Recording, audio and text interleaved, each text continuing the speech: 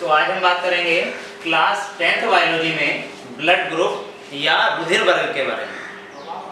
इससे पहली वीडियो में भी हमने ब्लड ग्रुप के बारे में बात कर ली थी, लेकिन एक बार फिर इसे रिवाइज करते हुए आगे की ओर बढ़ेंगे।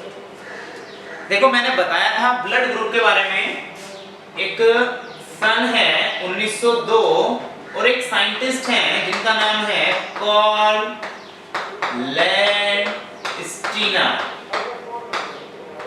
ये एक साइंटिस्ट हैं और इन्होंने कार्ल लैंडस्टीनर ने 1902 में ब्लड ग्रुप या रुधिर वर्ग की खोज की। उन्होंने जब ब्लड का अध्ययन किया तो पाया कि मनुष्य के ब्लड में पाई जाने वाली जो आरबीसी हैं, एक बार फिर दोबारा इसे देख लेंगे, जो आरबीसी हैं उनमें एक विशेष प्रकार की प्रोटीन पाई जाती है जिसे कहा जाता है एंटीजन। ठीक है, और इसी एंटीजन के आधार पर कार्ल लैंडस्टीनर ने 1902 में ब्लड ग्रुप के बारे में बताया। उन्होंने बताया कि अगर किसी व्यक्ति के आरबीसी में एंटीजन ए है तो उस व्यक्ति का ब्लड ग्रुप भी ए होगा। ये क्या है? ये है ब्लड ग्रुप। ठीक है, ब्लड ग्रुप। अगर antigen A blood group A, antigen B blood group B, antigen A B दोनों हैं तो ब्लड ग्रुप ए बी है। अगर एंटीजन कुछ भी नहीं है तो ब्लड ग्रुप ओ है। ये ध्यान से समझेंगे इस टेबल को। फिर उन्होंने प्लाज्मा का अध्ययन किया और प्लाज्मा में विशेष प्रकार की प्रोटीन देखी जिसे एंटीबॉडीज कहा। क्लियर है? क्या कहा? एंटीबॉडी। ध्यान रखेंगे, एंटीबॉडीज के केस में मनुष्य का जो एंटीजन, इस बात को ध्यान से समझें, अगर किसी व्यक्ति के अंदर एंटीजन ए है, अर्थात कौन सा एंटीजन नहीं है? बी नहीं है, तो उसके प्लाज्मा में या उसके अंदर जो एंटीबॉडीज होती है वो उस एंटीजन के समान होती है जो एंटीजन नहीं होता। मतलब क्या है? अगर मान लो इसका ब्लड ग्रुप ए, एंटीजन ए है, तो यहां कौन सा एंटीजन नहीं है? बी, तो यहां एंटीबॉडीज कौन सी होगी? बी। यहां blood group B, antigen B, तो एंटीबॉडीज ए बी कुछ नहीं, और यहां ए और बी दोनों हो सकते हैं। ध्यान ये रखेंगे, एंटीजन जो होगा, जो एंटीजन है, उस एंटीजन के विपरीत वाला एंटीजन, मान लो मेरा ब्लड ग्रुप या मेरा एंटीजन ए है, तो ये बताओ मेरा एंटीजन कौन सा नहीं है। तो हम जानते हैं एंटीजन दो प्रकार के हैं, ए होता है या बी होता है। जब मेरे अंदर एंटीजन ए है तो कौन सा नहीं है? बी नहीं है। तो ध्यान रखेंगे, उस जो नहीं एंटीजन है, अर्थात जो एंटीजन नहीं है, उसके जैसी एंटीबॉडीज पाई जाएगी प्लाज्मा में। क्लियर है? तो मेरा ब्लड ग्रुप ए अर्थात एंटीजन ए था, तो मेरी एंटीबॉडीज क्या हो गई है? बी हो गई है। अगर बी है तो ए हो गई है, ए बी है तो ए बी का विपरीत कुछ हो नहीं सकता, इसीलिए कुछ नहीं है। और यहां कुछ नहीं है एंटीजन, तो उसका विपरीत ए और बी दोनों हो सकते हैं। और आसान, अगर इतनी बात हमें समझ में नहीं आ रही है तो हम बहुत अच्छे से एक बात ये ध्यान रखें कि जो एंटीजन है, एंटीबॉडीज उस एंटीजन के विपरीत होती है।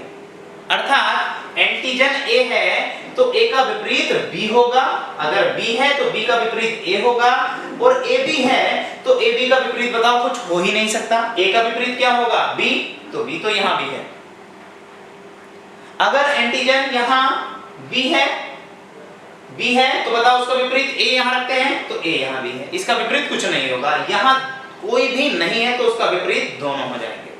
ये एक टेबल है, इस टेबल को तुम्हें बहुत अच्छे से ध्यान रखना है और यही टेबल पूरे ब्लड ग्रुप को क्लियर करेगी। समझ पा रहे हैं? ये टेबल है जो पूरे ब्लड ग्रुप को क्लियर करेगी। समझ पा रहे हैं? यहीं से क्वेश्चन कई बनते हैं। पहला क्वेश्चन बनता है कि एंटीजन कहां पाया जाता है, ब्लड के अंदर एंटीजन कहां पाया जाता है। तो ध्यान रखेंगे आरबीसी में और रियल में आरबीसी की कला पर, आरबीसी की मेम्ब्रेन पर। एंटीबॉडीज कहां पाई जाती हैं? प्लाज्मा में। क्लियर है? एंटीजन कितने प्रकार के हैं? 2 प्रकार के हैं। एंटीबॉडीज कितने प्रकार की हैं? 2 प्रकार की हैं। ब्लड ग्रुप का जो निर्धारण हुआ है, जो डिटरमिनेशन हुआ है, वो किस आधार पर हुआ है? एंटीजन के आधार पर हुआ है। कितने प्रकार के एंटीजन के आधार पर हुआ है? 2 प्रकार के एंटीजन के आधार पर हुआ है। ये बातें हमें बिल्कुल क्लियर होनी चाहिए। समझ में आ रही है यहां तक बात? अब आगे बात करेंगे। अब हम देखेंगे, ये टेबल तो हमें याद ही रखनी है और याद मैंने बताया है इसे बनाने का तरीका। हम शुरुआत आरबीसी में एंटीजन से करते हैं। क्लियर है? अब हम अगला टॉपिक शुरू करेंगे, ब्लड ट्रांसफ्यूजन या रुधिर आधान। ध्यान दें, रुधिर आधान, ब्लड ट्रांसफ्यूजन मतलब किस ब्लड ग्रुप का व्यक्ति अपना ब्लड किस ब्लड ग्रुप वाले व्यक्ति को दे सकता है। मान लो मेरा ब्लड ग्रुप ए पॉजिटिव है, तो मैं अपना ब्लड रुधिर किस रुधिर वर्ग वाले व्यक्ति को दे सकता हूं और किसे नहीं दे सकता हूं। ठीक है? इस टॉपिक के अंदर हमें ये बातें देखनी है ब्लड ट्रांसफ्यूजन के अंदर। क्लियर है ये बात? रुधिर आधान का मतलब क्या है? रुधिर का देना या रुधिर को ग्रहण करना। ध्यान देंगे, पहले कुछ शब्द समझेंगे और उन शब्द के बाद ही हम इस टॉपिक को शुरू करेंगे। एक शब्द है दाता और दूसरा शब्द है ग्राही। ध्यान रखेंगे, दाता का मतलब है, डोनर का मतलब है देने वाला। ठीक है? दाता का मतलब क्या है? देने वाला। और ग्राही का मतलब है ग्रहण करने वाला या लेने वाला। ठीक है? समझ पा रहे हैं? दाता देने वाला होता है और ग्राही ग्रहण करने वाला होता है। अगर मैं अपना ब्लड किसी दूसरे व्यक्ति को देता हूं तो बताओ मैं कौन हूं? मैं हूं दाता। जो ग्रहण करता है वो ग्राही है। क्लियर है इतनी बात? आगे ध्यान देंगे। अब एक बात ध्यान देंगे, हमने ये ध्यान दिया है कि अगर किसी व्यक्ति का ब्लड ग्रुप ए है तो उसका एंटीजन ए होगा, एंटीबॉडीज बी होगी।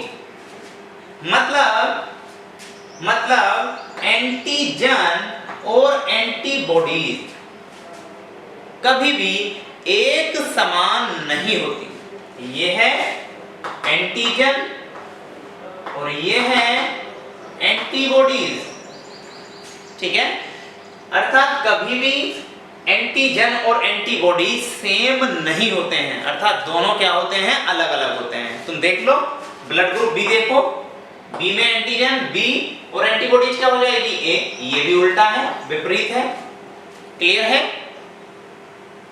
अब हमें यही बात ध्यान रखनी है कि अगर एंटीजन और एंटीबॉडीज सेम हो जाते हैं, एक समान हो जाते हैं, तो उस स्थिति में मनुष्य का रुधिर आश्लेषित हो जाता है, जम जाता है या चिपक जाता है। समझ पा रहे हैं? अगर किसी व्यक्ति के अंदर एंटीजन और एंटीबॉडीज सेम हो जाएंगी, एक जैसी हो जाएंगी, तो उस व्यक्ति का ब्लड क्या हो जाएगा, जम जाएगा, आश्लेषित हो जाएगा। क्लियर है? अब यही बात ध्यान रखनी है कि कभी भी एंटीजन और एंटीबॉडीज एक समान नहीं होनी चाहिए। ठीक है? देखो, ब्लड ट्रांसफ्यूजन में जो रुधिर आधान है उसमें मैं तुम्हें एक लाइन बताता हूं, उस लाइन को समझ लो और सारा ब्लड